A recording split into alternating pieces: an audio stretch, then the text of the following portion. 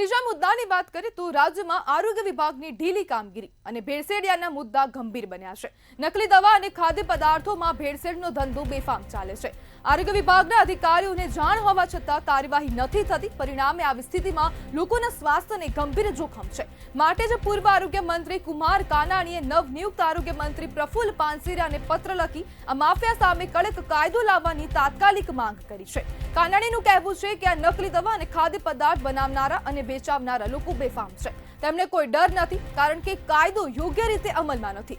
મહત્વપૂર્ણ છે કે અત્યાર સુધીમાં નકલી ઘી, પનીર, તમાકુ, મેગી મસાલા, તેલ, ઈનો પકડાઈ ચૂક્યા છે। ભેળસેળિયા ખૂબ જ સસ્તા ભાવે અંતરિયાળ વિસ્તાર કે નાની કરિયાણા ડેરી ઉપર તેનું વેચાણ કરે છે અને તે લોકોના ઘર સુધી ઇઝીલી પહોંચી જાય છે, જેને આરોગતા કેન્સર, શ્વાસોશ્વાસની તકલીફ, પેટની બીમારીઓ સહિતની ગંભીર બીમારીઓ પણ લાંબા ગાળે થઈ શકે છે। નકલી દવા અને ખાદ્ય પદાર્થની ચકાસણી પર હવે રાજ્ય સરકારની કડક નજર જરૂરી બની ગઈ છે।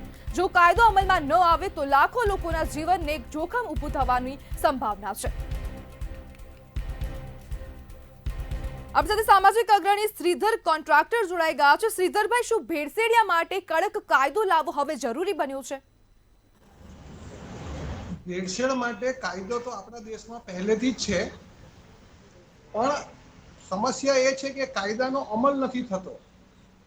જે સજાનું પ્રોવિધાન કરવામાં આવેલું છે એ લોકો શું છે, થોડા ઘણા રૂપિયાનું દંડ ભરીને એમાંથી છૂટી જાય છે।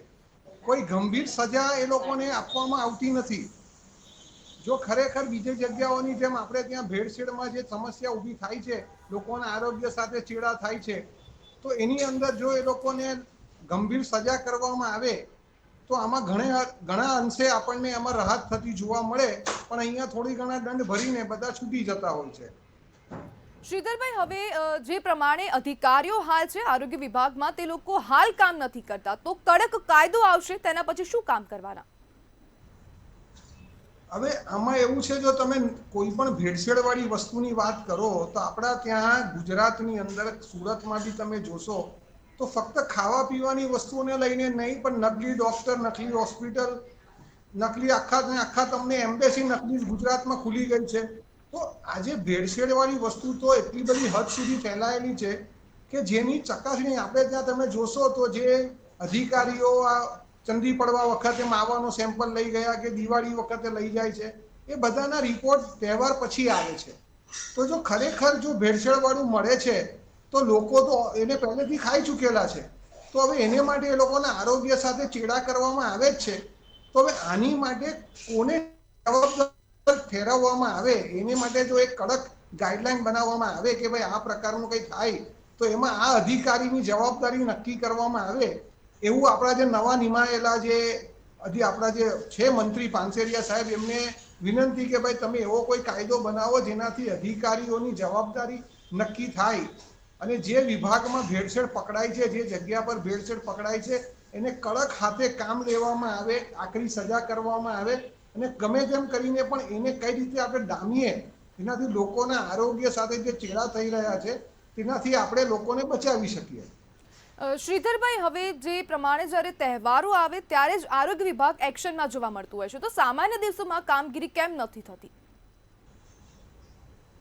સામાન્ય દિવસોમાં એવું છે કે લોકો રોજે રોજનો પોતાનો ધંધો કરી લેતા હોય છે, પણ જ્યારે તહેવારોના દિવસો આવે તો આજે તો એ બધી જગ્યા પર જાણીતું છે કે તહેવારના દિવસોમાં બધાને ધંધો વધારે થતો હોય છે। એવા વખતે શું છે કે જે નિયમિત રીતે તો જે હપ્તા બાંધેલા છે તે હપ્તા અધિકારીઓ લઈ જતા હોય છે, પણ તહેવારના સમયે જો થોડું કડક વલણ અપનાવવામાં આવે તો જેમ લોકોને કર્મચારીઓ દિવાળી બોનસ મળે છે, તો આ લોકોને પણ કડક વલણની સામે કંઈક વધારાનું બોનસ વેપારીઓ તરફથી મળી જાય।